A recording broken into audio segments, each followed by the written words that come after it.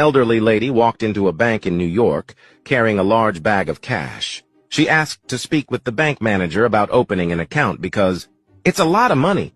After some hesitation, the staff finally ushered her into the manager's office.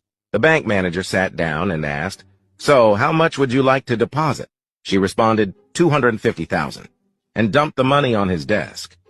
Naturally curious, the manager asked, "Ma'am, that's quite a sum. How did you come across all this cash?" The old lady smiled and said, "I make bets."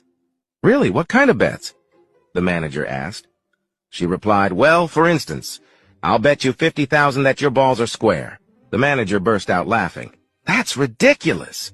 You could never win a bet like that?" The lady grinned and asked, "Want to bet?" Feeling cocky, the manager said, "You're on.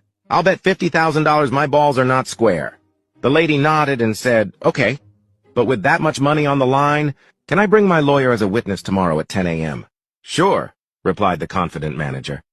That night the manager got nervous. He kept checking himself in the mirror, feeling his balls just to be sure. By morning, he was certain he was going to win.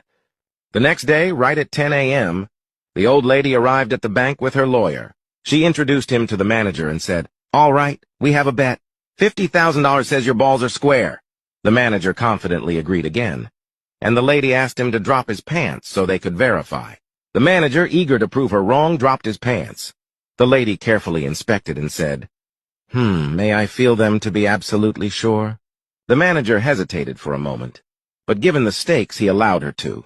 While she was examining him, the manager noticed her lawyer banging his head against the wall. He looked over and asked, "What's the matter with your lawyer?" The old lady grinned and replied, "Oh, nothing. I just bet him $200,000 that by 10 a.m. today, I'd have the bank manager's balls in my hand."